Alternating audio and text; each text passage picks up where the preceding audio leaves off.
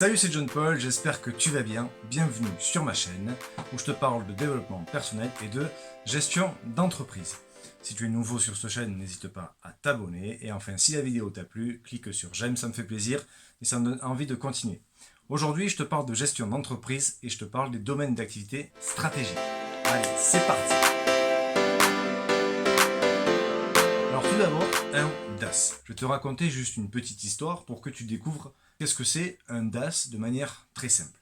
De manière très simple, je vais te prendre l'exemple d'un bar-brasserie. Le bar-brasserie, combien de domaines d'activité stratégique qu'il va avoir? On va dire qu'il en a deux. On va dire qu'il va avoir un domaine d'activité stratégique sur le bar et sur le restaurant. Qu'est-ce que ça veut dire? Ça veut dire qu'il va pouvoir en fait séparer ces deux activités.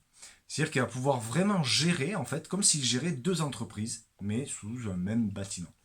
Quand je dis qu'il va pouvoir gérer ces deux entreprises, c'est-à-dire qu'il va avoir des clients différents, il va avoir des métiers différents, ou même des fois certains métiers communs. Il peut avoir aussi des horaires d'ouverture différents, c'est-à-dire tout un fonctionnement différent. Ça sert en fait tout simplement à avoir un message clair dans ton entreprise, que tu puisses clairement définir ce que tu fais, à qui tu t'adresses et pourquoi tu le fais. Ça sert aussi, en fait, donc plus tu vas être ciblé et plus tu vas pouvoir mettre en place des stratégies commerciales, de production et d'organisation. Par exemple, s'il prend son bar et brasserie, il ne va pas dire ouais, parce que j'ai le bar qui est ouvert là à 7h, mais je vais aussi faire à manger à 7h. Non, ça n'a pas trop de sens. Et souvent, les erreurs qu'ils ont, c'est ça. Là, j'exagère, mais c'est souvent ça. C'est-à-dire que les gens vont confondre en fait les domaines d'activité avec tous les métiers. Donc ils vont vouloir expliquer tous les métiers qu'ils font. Et donc typiquement, un gars qui va faire un bar-brasserie va se dire non mais moi dès 7h c'est bon, je suis ouvert, donc je peux te faire à manger. Non, non, du tout, tu es pas mon gars, c'est pas du tout ton domaine là.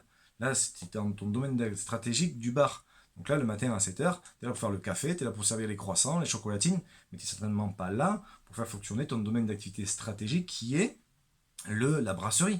Tu peux t'en servir effectivement en disant à tes clients, mais voilà, vous êtes au bar, n'hésitez pas à venir après à midi sur la brasserie pour déjeuner avec vos clients, avec vos amis, mais en aucun cas tu vas tout mélanger. Et souvent ce qui se passe dans les entreprises, c'est ça, dans les TPE, PME, c'est qu'on va mélanger toutes les activités. Et du coup ça devient complètement fouillis, l'organisation c'est fouillis, et la communication vers l'extérieur commercial, elle est encore plus fouillis.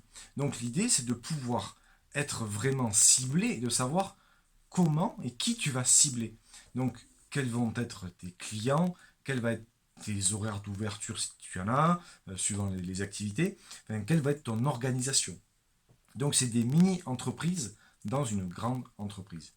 Et donc, après, une fois que je t'ai raconté ma petite histoire là, sur la barre brasserie, donc déjà c'est un peu plus clair sur ce que c'est.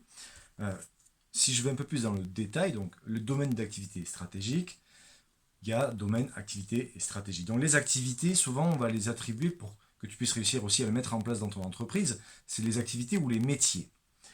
Donc ça veut dire que si tu fais 3 ou 4 métiers, ne va pas forcément dire mais j'ai 3 ou 4 DAS. Non, non, du tout, c'est pas ça. Tu peux avoir 3 ou 4 métiers, mais simplement avoir un ou deux domaines d'activité stratégiques. L'erreur vraiment commune que je vois quand j'accompagne les gens, c'est ça. Et après, c'est complètement fouillis dans leur organisation parce qu'ils ne savent pas du tout où c'est qu'ils en sont. Donc vraiment, ça te sert à ça, à de pouvoir mettre en place une stratégie, qu'elle soit commerciale, qu'elle soit sur ta production, qu'elle soit aussi sur ton aspect financier. Ensuite, une fois que tu as défini ces domaines d'activité stratégique, tu peux jouer avec. C'est-à-dire qu'il y en a un que tu peux arrêter, si tu vois que financièrement il n'est pas bon. Il y en a un aussi peut-être qui va te dire, celui-là finalement, ce domaine il n'est pas bon, mais il me sert à capter le reste ou à développer le reste. Tu vas pouvoir créer un nouveau DAS, tu vas pouvoir voilà, vraiment t'organiser autour de ça. Quand tu vas vouloir faire de la communication, tu vas être beaucoup plus ciblé et tu vas pas lister toutes tes activités. Par exemple, moi, si je prends une activité de coach ou de formateur, bon, je ne vais pas tout lister. Je veux dire, voilà, je t'accompagne, je fais une cible sur le coaching, mais une certaine typologie de client, une certaine prestation sur le coaching. Je vais en aucun cas intégrer la formation parce que c'est pas du tout le sujet. Je vais pas te lister tous mes métiers. C'est arriver à dire qu'est-ce que tu fais et par domaine pour éviter de s'éparpiller et d'être clair dans ton discours. Et ça te permet aussi d'être clair dans ton discours avec tes partenaires si tu en as, avec tes collaborateurs si tu en as, et le plus indispensable, c'est avec tes clients, où tu vas pouvoir vraiment, encore une fois, cibler. L'objectif de ça, c'est de pouvoir cibler. Qu'est-ce que c'est? C'est un domaine d'activité stratégique, c'est une mini-entreprise dans ton entreprise qui te sert à mieux vendre et qui te sert à mieux communiquer avec tout le monde. J'espère que cette vidéo t'a plu, n'hésite pas à me mettre un pouce et je te dis à bientôt. Allez, ciao!